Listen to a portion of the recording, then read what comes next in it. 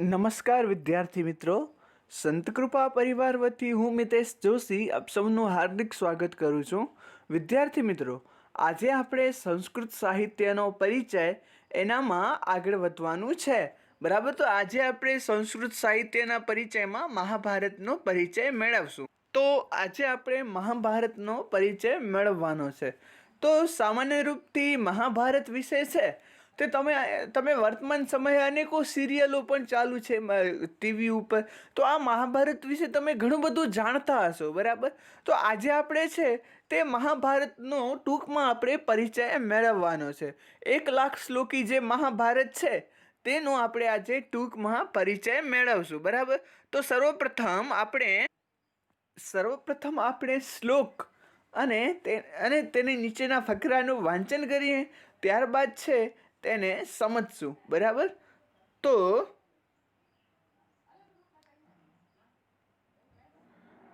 ધર્મે ચાર્થે ચ કામે ચ મોક્ષે ચ ભરતર્ષભ યદિ હાસ્તિ તદન્યત્ર યજ્ઞે હાસ્તિ ન તત્ક્વચિત ધર્મે ચાર્થે ચ કામે ચ મોક્ષે ચ ભરતર્ષભ યદિ હાસ્તિ તદન્યત્ર યજ્ઞે હાસ્તિ ન તત્ક્વચિત. બરાબર, આ પ્રમાણેનો શ્લોક છે.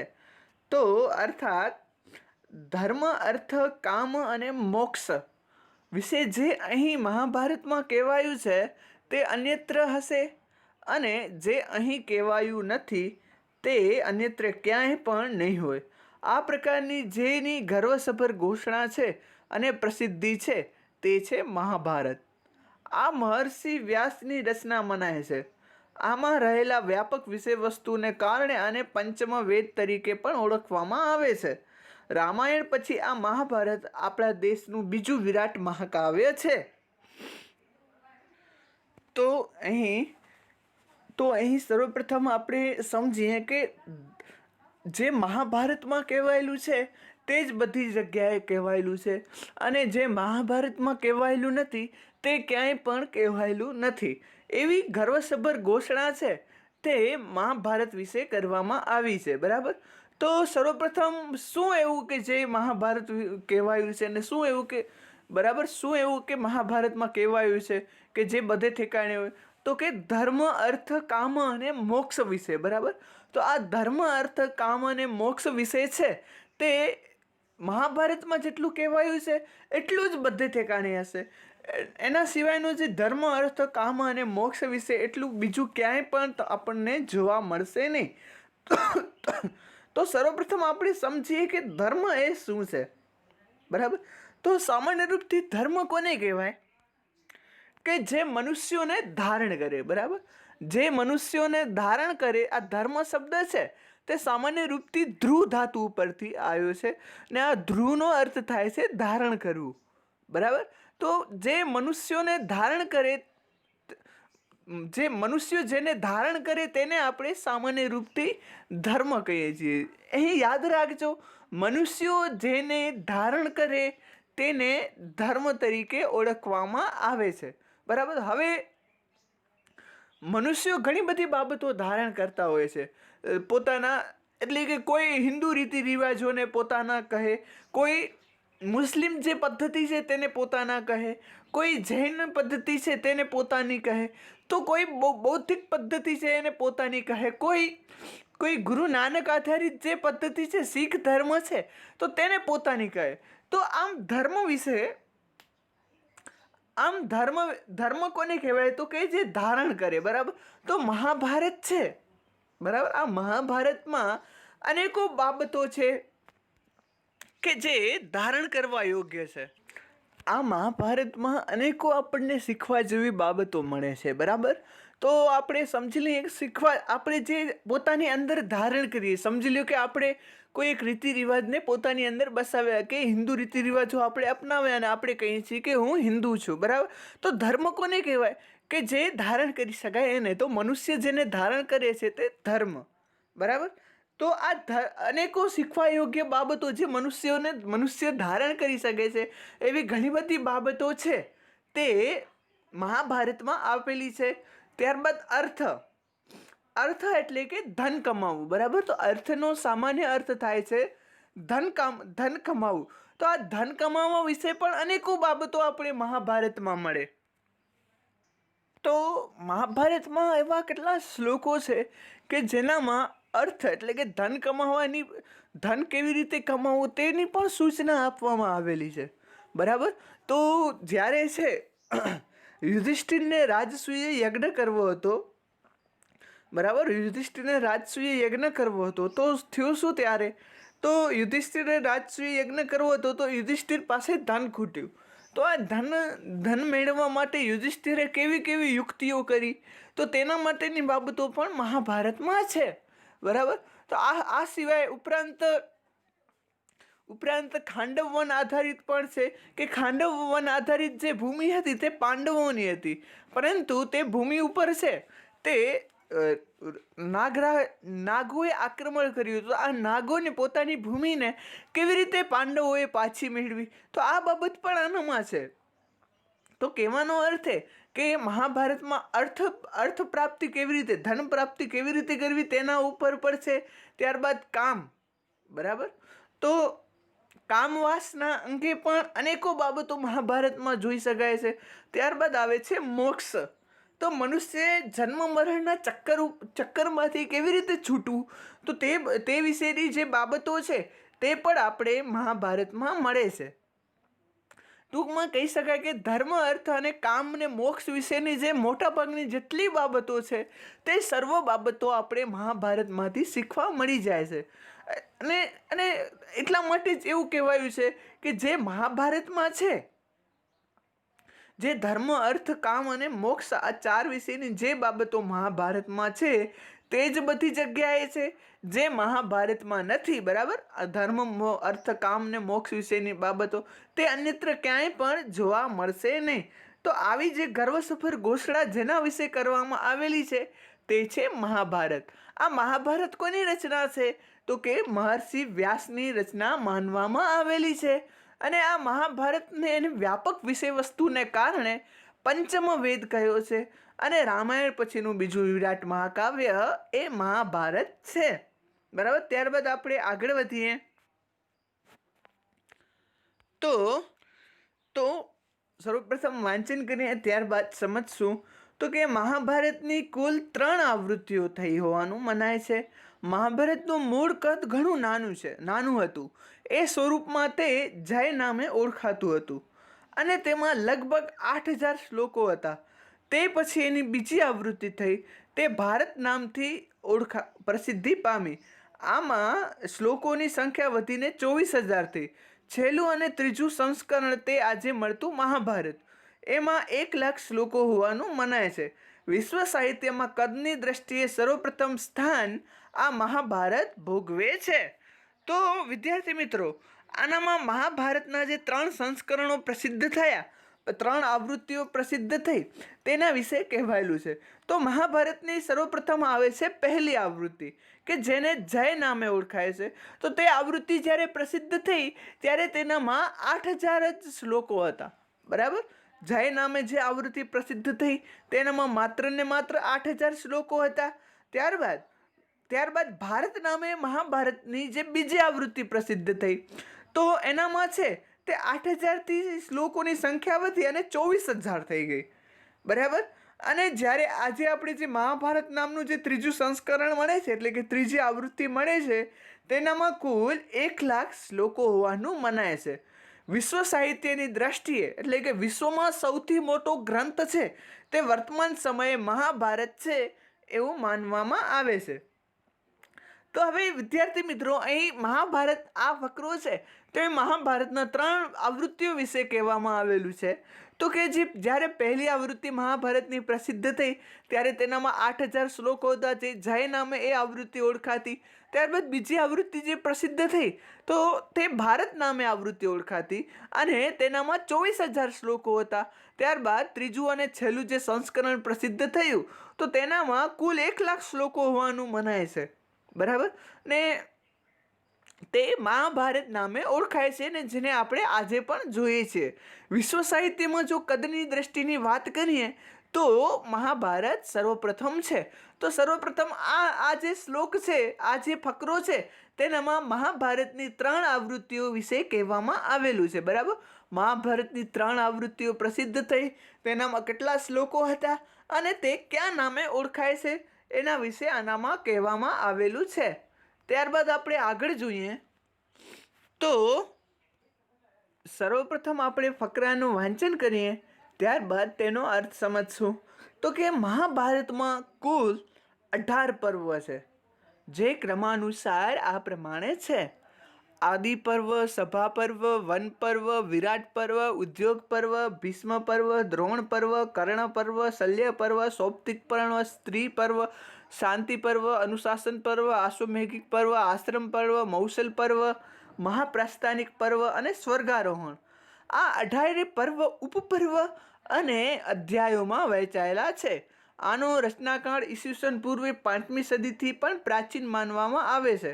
કેટલાક વિદ્વાનોનો મત છે કે ઘણા પ્રાચીન સમયથી પ્રારંભ થયેલી મહાભારતની રચના છેક ઈસવીસનની 2જી સદી સુધી ચાલતી રહી. આમ મહાભારત નામે ઓળખાતી આ કૃતિ કોઈ એક સમયની અને એક કર્તાની રચના નથી. તો વિદ્યાર્થી મિત્રો, મહાભારતના કુલ 18 પર્વો માનવામાં આવેલા છે. બરાબર, કુલ 18 પર્વ. તો આ પર્વ આ પ્રમાણે છે: આદિ પર્વ, સભા પર્વ, આધારી વગેરે. આ જે પર્વો છે તે આ પ્રમાણે છે. બરાબર, જે 18 પર્વોના ક્રમાનુસાર નામ છે આ. હવે આ 18 પર્વ છે તે પર્વ પણ ઉપપર્વ, એટલે કે પર્વની અંદર બીજું પર્વ, ઉપપર્વ. બરાબર, અને એનામાં અધ્યાયો. તો આ પર્વો પણ ઉપપર્વ અને અધ્યાયોમાં વહેંચાયેલું છે. જેમ કે આપણે ભીષ્મ પર્વ લઈએ, બરાબર, મહાભારતનું જે આ ભીષ્મ પર્વ છે તેને આપણે લઈએ તો તેનામાં ભગવદ્ ગીતા પર્વ વગેરે જેવો પર્વ પણ આવે. બરાબર, યુદ્ધ પર્વ. તો આ મોટે ભાગે જે ભીષ્મ પર્વ છે, બરાબર, તો જે ભગવદ્ ગીતા બોલાડી તો તે ભગવદ્ ગીતા ભીષ્મ પર્વમાં બોલાડી. તો આ ભીષ્મ પર્વમાં શ્રીમદ ભગવદ્ ગીતા આવ્યો.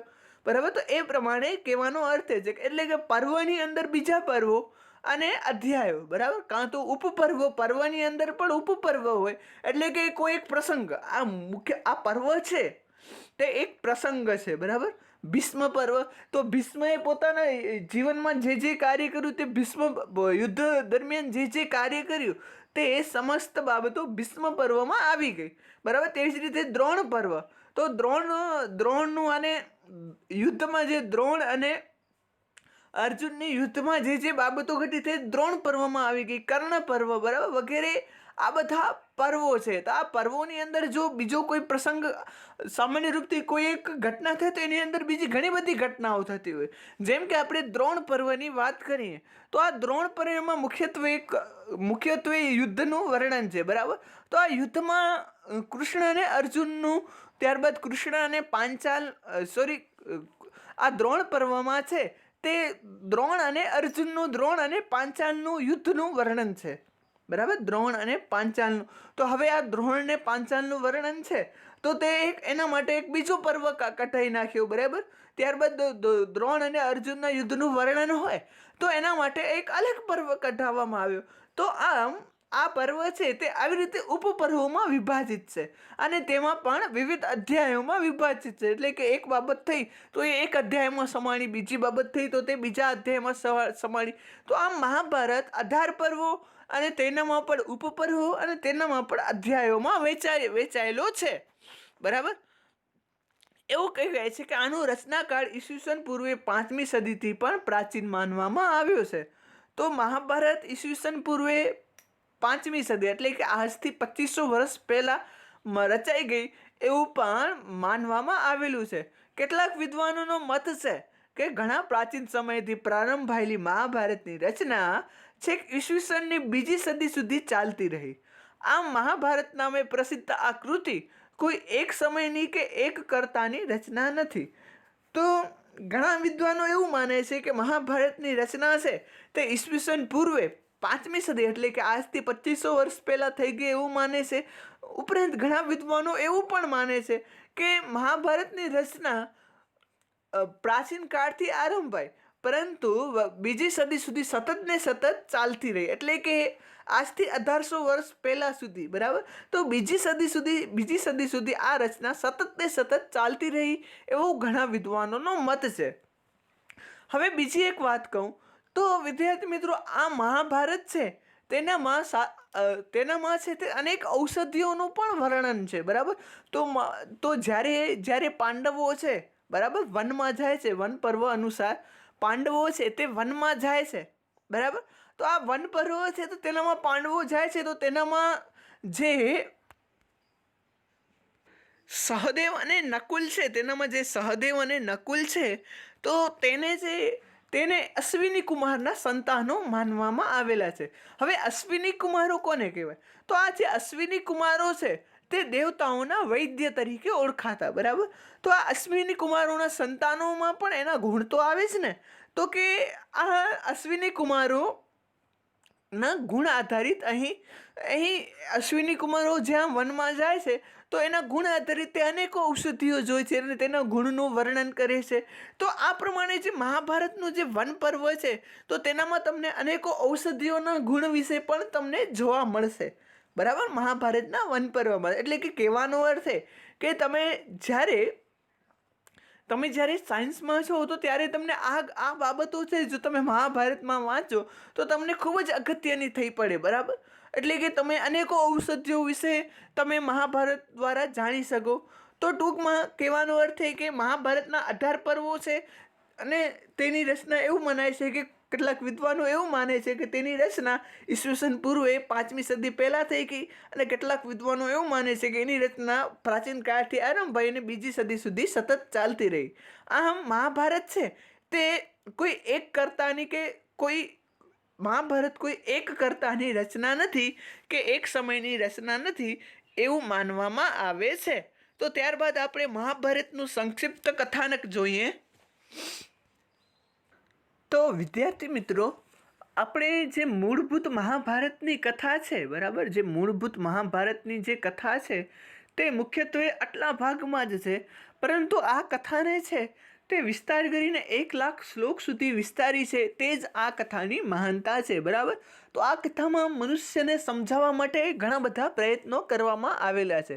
મનુષ્યને જે સમજવા લાયક જે બાબતો છે તેને ઘણી બધી રીતે વર્ણિત કરવામાં આવેલી છે. તો મૂળભૂત તો મહાભારતની કથા આટલી જ છે, પરંતુ એ કથાને વિસ્તારીને 1 શ્લોકની કરાવવામાં આવી છે. તેના પાછળનું કારણ એ કે જેનાથી મનુષ્ય જીવન કંઈક બોધ મેળવી શકે, બરાબર. તો હવે આપણે કથામાં જોઈએ મહાભારતનું સંક્ષિપ્ત કથાનક. તો મહારાજા ભરતના વંશમાં સંતનુ નામે રાજા થયો. તેનો એક પુત્ર હતો દેવવ્રત, બરાબર. તો દેવવ્રત છે તે ગંગા પુત્ર હતો. તો મહારાજા જે સંતનુ હતા, બરાબર છે, આ સંતનુ હતા તે છે તેમને મા ગંગા તેમની પત્ની તરીકે ઓળખાય છે, બરાબર. તો મહારાજા જે ભરત હતા તેના વંશમાં સંતનુ નામે રાજા થયો.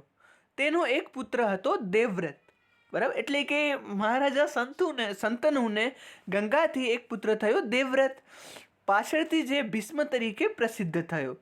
આ સંતનુના બીજા લગ્ન સત્યવતી સાથે થયા. આ સત્યવતીથી ચિત્રાંગદ અને વિચિત્રવીર્ય નામે 2 પુત્રો થયા. વિચિત્રવીર્યનો અંબિકા અને અંબાલિકા સાથે વિવાહ થયો, પરંતુ સંતાન થાય તે પહેલાં જ તે મૃત્યુ પામ્યો. મોટા ભાઈ દેવવ્રતે આજીવન બ્રહ્મચર્ય વ્રત પાળવાની પ્રતિજ્ઞા લીધી હોય. હવે રાજા સંતનુનો વંશ આગળ વધી શકે એમ ન હતો. આ સ્થિતિમાં તે જમાનામાં પ્રચલિત નિયોગ પ્રથાથી અંબિકાએ ધૃતરાષ્ટ્રને અને અંબાલિકાએ પાંડુને અને તેની સાથેની એક દાસીએ ત્રીજા પુત્ર વિદુરને જન્મ આપ્યો. ધૃતરાષ્ટ્ર અંધ હતો, તેથી ગાંધારીથી દુર્યોધન વગેરે 100 પુત્રો અને દુશલા નામે એક પુત્રી થઈ. પાંડુને કુંતીથી યુધિષ્ઠિર, ભીમ, અર્જુન તથા માંદ્રીથી સહદેવ અને નકુલ એમ કુલ 5 પુત્રો થયા. તો સર્વપ્રથમ આપણે આની કથા જોઈએ એટલા સુધી. તો કે મહારાજ સંતનુ, બરાબર, મહાભારતની જે પૂર્વ કથા છે તેના વિશે પણ જોઈએ. તો મહારાજ સંતનુ છે તેને કુલ 2 પત્નીઓ હતી. એક તો હતી એની પત્ની હતી એની પત્નીનું નામ હતું ગંગા, જેને આપણે ગંગા નદી તરીકે ઓળખીએ છીએ. તો એની એક પત્નીનું નામ હતું ગંગા અને એની બીજી પત્નીનું નામ હતું સત્યવતી. બરાબર. તો થયું શું કે આ ગંગાએ છે તે પોતાથી પ્રભાવિત થયેલા મહારાજ સંતનુ પાસે એવું વરદાન માંગ્યું હતું કે હું મારા પુત્રોને છે તે જન્મ પછી હું મારા પુત્રોને ગંગા નદીમાં વહેવડાવી દઈશ. બરાબર. તો ગંગા નદીમાં વહેવડાવી દઈશ. જો તમે એ પુત્રો વિશે પૂછશો તો હું છે તે ત્યાં અહીંયાથી ચાલી જઈશ, એવું મહારાજ સંતનુ પાસે વરદાન માંગ્યું હતું. બરાબર. તો આવું જે વરદાન માંગ્યું હતું, તો થયું શું કે મહારાજ સંતનુના ગંગા દ્વારા એક પછી એક પુત્રો થવા લાગ્યા. પરંતુ આ જે પુત્રો છે તેને મા ગંગા છે તે એક પછી એક કરીને એમ સમુદ્રમાં નાખવા લાગ્યા. તો પછી એનો 7મો પુત્ર થયો. બરાબર. જેનું નામ હતું દેવવ્રત. બરાબર. તો આ દેવવ્રત જ્યારે જન્મ પામ્યો ત્યારે જે આ મહારાજ સંતનું છે તેને એકદમ દુઃખ લાગ્યું કે મારા પુત્રો જન્મ પામે છે અને આ મારા પુત્રોને એનામાં કેમ વેવડાવતી જાય છે. અને એનું જે વચન માંગ્યું હતું તો વચનને તોડીને પણ મહારાજ સંતનુએ ગંગાને પૂછ્યું કે તમે મારા પુત્રોને આ રીતે કેવી રીતે પાણીમાં વેવડાવો છો. તો ત્યારે ગંગાએ બધી વાત કહી, આ કારણે હું વેવડાવું છું ને હવે હું મારા વચનને પ્રમાણે હું પાછી તમારે ત્યાંથી ચાલી જઈશ. બરાબર. તો આ પ્રમાણે છે તે ગંગા નદી છે તે એક દેવવ્રત ભીષ્મ છે તેને સંતનુને સોંપી અને પોતે છે તે ગંગા નદીમાં પાછા ચાલ્યા ગયા. બરાબર. તો આ પ્રમાણે થયું. તો પછી શું થયું કે ભીષ્મ મોટા થયા અને જે મહારાજ છે સંતનું, તો તેના બીજા લગ્ન છે તે સત્યવતી નામની એક સ્ત્રી સાથે થયા. આ સત્યવતી છે તે મત્સ્યકન્યા તરીકે ઓળખાતી. તો આ સત્યવતી સાથે તેમના લગ્ન થયા. હવે મહારાજના સત્યવતી સાથે લગ્ન થયા તો આ સત્યવતીએ મહારાજ પાસેથી એવા વરદાન માંગ્યા કે છે મારાથી જે મહારાજને પુત્રો થાય. બરાબર. મારાથી જે મહારાજને પુત્રો થાય તે જ રાજ્ય ગાદી ઉપર બેસે અને ભીષ્મ છે તે બ્રહ્મચર્યની પ્રતિજ્ઞા લે. તો પિતાની ખુશી માટે આ જે ભીષ્મએ છે તે આજીવન બ્રહ્મચર્યની અને જે હસ્તિનાપુરનું જે સિંહાસન છે તો તેનો દાસ તરીકે રહેવાની પ્રતિજ્ઞા લીધી. બરાબર. તો આ જે સત્યવતી છે તેને ચિત્રાંગદ અને વિચિત્ર વીર્ય. બરાબર. ચિત્રાંગદ અને વિચિત્ર વીર્ય નામે 2 પુત્રો થયા. વિચિત્ર વીર્યનો અંબિકા અને અંબાલિકા સાથે વિવાહ થયો, પરંતુ સંતાન થાય તે પહેલા જ મૃત્યુ પામ્યો. મોટા ભાઈ દેવવ્રતે આજીવન બ્રહ્મચર્ય પાળવાની પ્રતિજ્ઞા લીધી હતી. બરાબર. તો આ જે ચિત્રાંગદ અને તો આ જે સત્યવતી છે તે ચિત્રાંગદ અને વિચિત્ર વીર્ય નામના 2 સંતાનો થયા. તો ચિત્રાંગદનો અંબિકા અને અંબાલિકા સાથે વિવાહ થયો, પરંતુ કોઈ પણ પુત્ર જન્મે તે પહેલા જ ચિત્રાંગદ છે બરાબર તે મૃત્યુ પામ્યો ને વિચિત્ર વીર્ય છે તે મૃત્યુ પામ્યો, જેનો અંબિકા અને અંબાલિકા સાથે વિવાહ થયો હતો અને જેનાથી જ વંશ આગળ ચાલી શકે એવું હતું. તો હવે શું થયું કે મહારાજ સંતનુનો તો વંશ અટકાઈ ગયો, કારણ કે જે વિચિત્ર વીર્ય હતા, બરાબર, વિચિત્ર વીર્ય હતો તેનો જ મૃત્યુ પામી ગયો, તો સંતાન ક્યાંથી થાય? બરાબર. તો આ માટે તે સમયમાં એક પ્રચલિત નિયોગ પ્રથા હતી. તો આ નિયોગ પ્રથાને અનુસાર અંબિકાએ ધૃતરાષ્ટ્રને જન્મ આપ્યો અને અંબાલિકાએ પાંડુને જન્મ આપ્યો. બરાબર. અંબિકાએ ધૃતરાષ્ટ્રને જન્મ આપ્યો અને અંબાલિકાએ પાંડુને જન્મ આપ્યો તથા તેની સાથેની એક દાસીએ ત્રીજા પુત્ર વિદુરને જન્મ આપ્યો. બરાબર. તો આ પ્રમાણે છે જે મહારાજ સંતનુનો વંશ ચાલ્યો. તો ટૂંકમાં મહારાજ સંતનુની 2 પત્ની ગંગા અને બીજી છે સત્યવતી. તો જેનામાં ગંગા દ્વારા દેવવ્રત ભીષ્મનો જન્મ થયો અને બીજી સત્યવતી તેનામાં ચિત્રાંગદ અને વિચિત્ર વીર્યનો જન્મ થયો. હવે વિચિત્ર વીર્યના લગ્ન અંબિકા અને અંબાલિકા સાથે થયા, પરંતુ કોઈ પણ સંતાન થાય તે પહેલા છે તે વિચિત્ર વીર્ય મૃત્યુ પામ્યા અને ભીષ્મએ છે તે આજીવન બ્રહ્મચર્યની પ્રતિજ્ઞા લીધી હતી. બરાબર. તો હવે મહારાજ શંતનુનો વંશ આગળ કેવી રીતે વધી શકે? તો તેના માટે તે જમાનામાં એક પ્રચલિત નિયોગ પ્રથા હતી. બરાબર. આ નિયોગ પ્રથા અનુસાર અંબિકાએ છે તે ધૃતરાષ્ટ્રને જન્મ આપ્યો અને અંબાલિકા છે તો તેણે મહારાજ પાંડુને જન્મ આપ્યો. ધૃતરાષ્ટ્ર અંધ હતો, તેથી ધૃતરાષ્ટ્ર અંત હતો, તેને ગાંધારીથી દુર્યોધન વગેરે 100 પુત્રો અને દુસલા નામે એક પુત્રી થઈ. તો આ ધૃતરાષ્ટ્ર અંત હતો તો તેને ગાંધારી નામની એક પુત્રી તેને ગાંધારી નામની પત્નીથી તે દુર્યોધન વગેરે 100 પુત્રો થયા અને દુસલા નામની એક પુત્રી થઈ. જ્યારે પાંડુ હતો તો તેની 2 પત્ની હતી, એક તો કુંતી અને બીજું એની પત્નીનું નામ હતું માંદ્રી. બરાબર. આ માંદ્રી તેની પત્નીનું નામ હતું. તો કુંતીથી યુધિષ્ઠિર, અર્જુન અને ભીમ જન્મ થયા. જ્યારે માંદ્રીથી છે તે સહદેવ અને નકુલ એમ કુલ 5 પુત્રો મહારાજ પાંડુને જન્મ થયા. તો ઉપરોક્ત એટલે સુધી અહીં વાત કરવામાં આવેલી છે. તો ટૂંકમાં પણ હજી એકવાર વાત કરી દો કે મહારાજ શંતનુ નામે પ્રાચીન સમયમાં ભરતકુળમાં એક રાજા પ્રસિદ્ધ હતા. તેની 2 પત્ની સત્યવતી અને ગંગા, જેનામાં ગંગાથી મહારાજ શંતનુને દેવવ્રત ભીષ્મનો જન્મ થયો. માંદ્રીથી છે તે ચિત્રાંગદ અને વિચિત્ર વીર્યનો જન્મ થયો. તો ચિત્રાંગદને 2 પત્નીઓ અંબિકા અને અંબાલિકા. તો કોઈ પણ પુત્રનો જન્મ થાય તેના પહેલા જ જે વિચિત્ર વીર્ય છે તે મૃત્યુ પામ્યા અને તેના કારણે છે મહારાજ શંતનુનો વંશ આગળ વધી શકે તેમ ન હતો. તો આ કારણે છે તે અંબિકા અને અંબાલિકાએ નિયોગ પ્રથા અપનાવી અને પુત્રનો જન્મ આપ્યો. બરાબર. તો નિયોગ પ્રથામાં અંબિકાને ધૃતરાષ્ટ્ર નામનો પુત્ર જન્મ્યો અને અંબાલિકાને પાંડુ નામનો પુત્ર જન્મ્યો. તો ધૃતરાષ્ટ્ર જન્મથી જ અંધ હતા. તેને ગાંધારીથી દુર્યોધન વગેરે 100 પુત્રો અને દુસલા નામે એક પુત્રી થઈ. જ્યારે જે પાંડુ હતા તો તેને કુંતીથી યુધિષ્ઠિર, ભીમ અને અર્જુન અને માંદ્રીથી સહદેવ અને નકુલ એમ કુલ 5 પુત્રોના જન્મ થયા. બરાબર. તો આટલે સુધીની અહીં વાત હતી. ત્યારબાદ આગળ જોઈએ તો ધૃતરાષ્ટ્ર અને પાંડુ બંનેના પૂર્વજ કુરુવંશના હતા.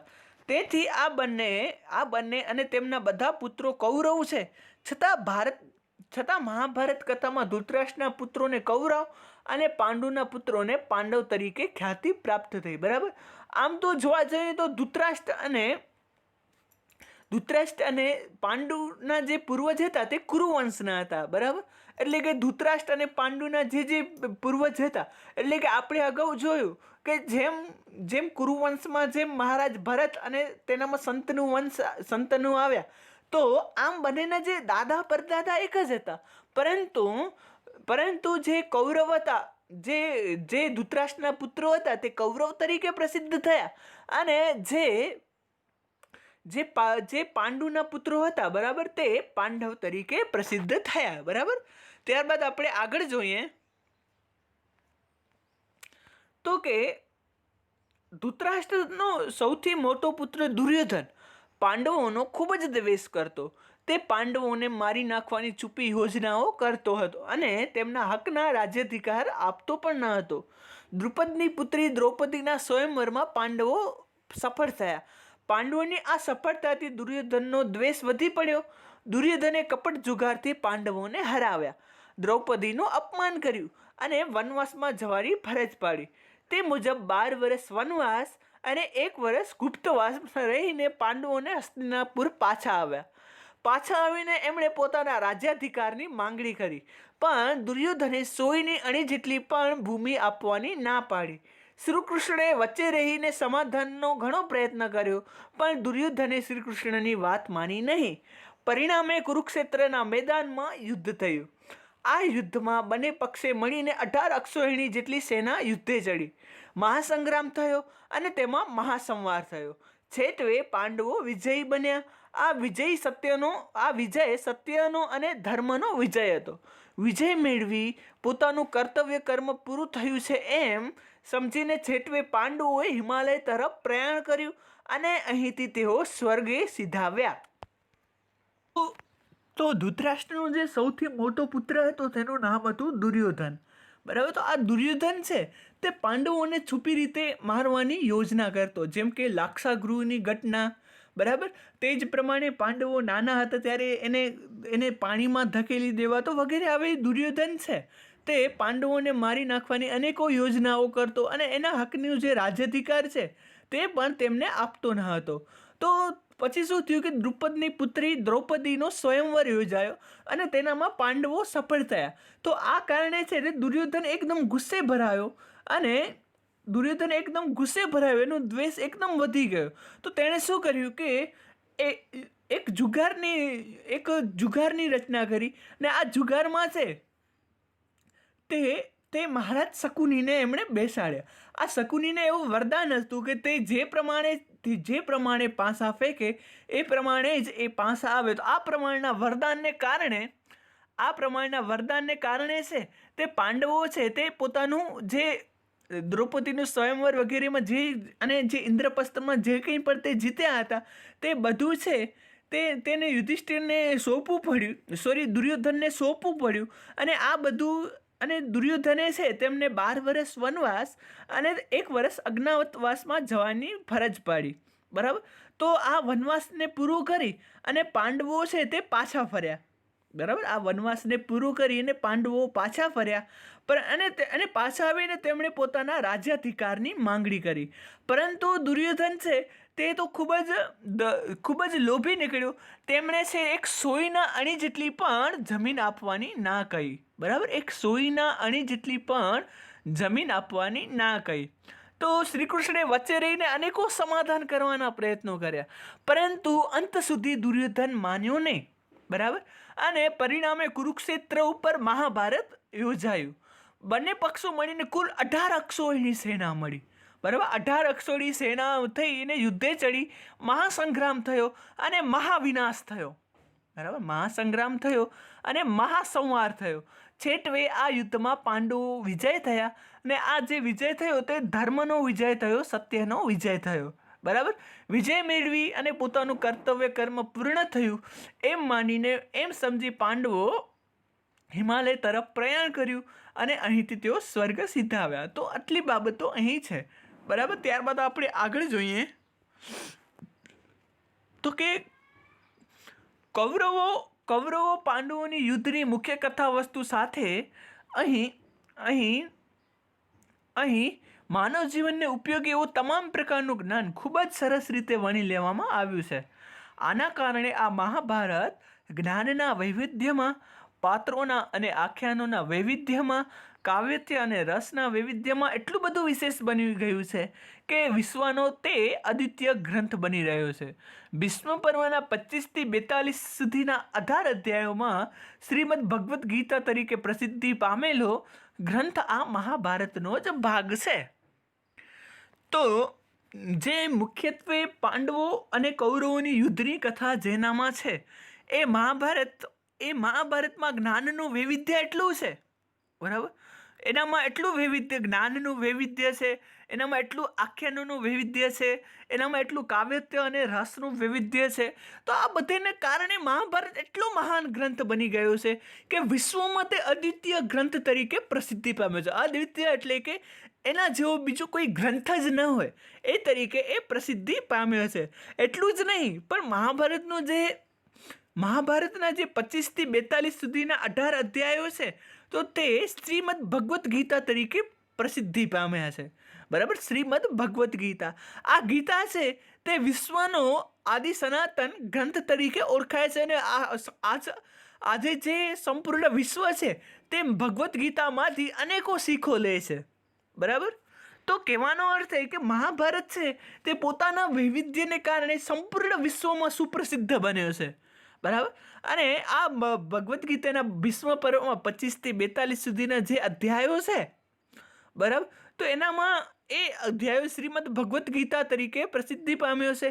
અને આ અધ્યાય છે, બરાબર, આ જે અધ્યાય છે આ અધ્યાયો આધારિત જે શ્રીમદ ભગવદ્ ગીતા છે તે હિન્દુઓનો ધર્મગ્રંથ તરીકે પણ ઓળખાય છે અને સાથે સાથે વિશ્વના પણ અનેક અદ્વિતીય ગ્રંથ તરીકે પણ ઓળખાય છે. એટલે કે ટૂંકમાં મહાભારતની ગીતા અને મહાભારત છે તે વિશ્વના અનુપમ અદ્વિતીય ગ્રંથ તરીકે ઓળખવામાં આવેલા છે. ઉપરાંત આગળ જોઈએ તો કે આ ગ્રંથની વર્ણન શૈલી સુંદર, સરળ અને અદ્ભુત છે. આમાં આવતા નૈતિક કથાનકો અને આખ્યાનો લોકપ્રિય નીવડ્યા છે. તેમનો ઉલ્લેખ રોજબરોજના વ્યવહારમાં આજે પણ થતો હોય છે. મહાભારતમાંથી ભારતીય સમાજ નિરંતર પ્રેરણા મેળવતો રહ્યો છે અને આજે પણ મેળવી રહ્યો છે.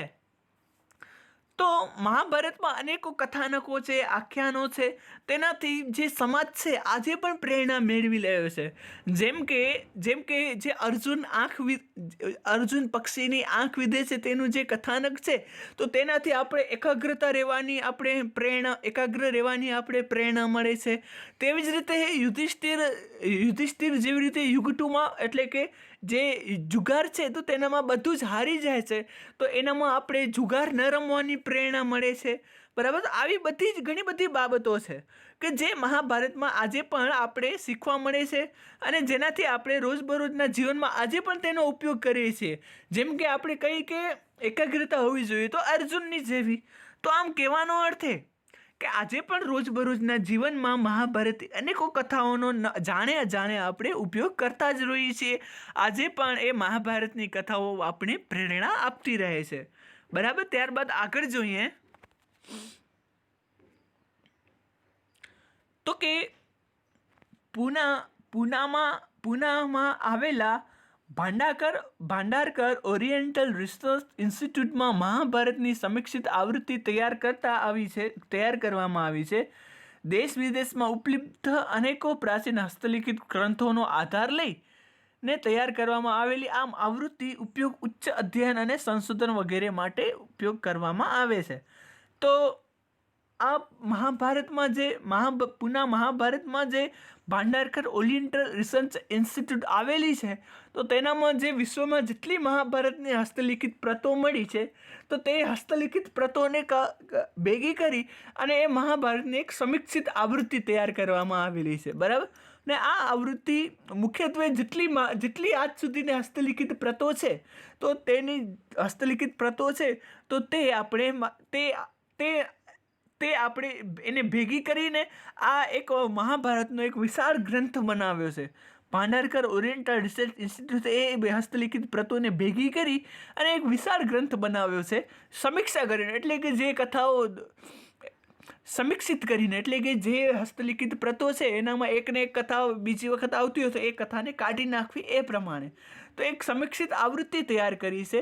ને આ સમીક્ષિત આવૃત્તિમાં જો તમને મહાભારતની અંદર કંઈ જાણવું હોય અથવા તો કંઈ એના વિશે કોઈ ભવિષ્યમાં સંશોધનો કરવા હોય, બરાબર, તો એના માટે આ હસ્તલિખિત પ્રત તમને ખૂબ જ ઉપયોગી બની રહેશે.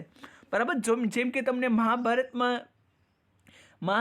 તમને છે તે વિવિધ ઔષધિઓ વિશેનું જ્ઞાન મેળવવું હોય, મહાભારતમાં તમને વિવિધ દવાઓ વિશે જ્ઞાન મેળવવું હોય, મહાભારતમાં લોકો છે તે અગાઉના સમયમાં કેવી રીતે સ્વસ્થ રહેતા તેના વિશેનું તમને જ્ઞાન મેળવવું હોય, તો આવી ઘણી બધી બાબતો છે તો તમને એ પ્રતો દ્વારા શીખવા મળે. કારણ કે જેટલી મહાભારતની કથા છે તે માત્ર ને માત્ર જેટલી મહાભારતની હસ્તલિખિત પ્રતો છે તેની માત્ર એક જ પ્રત બનાવવામાં આવેલી છે, જે 1,00,000 શ્લોકની છે.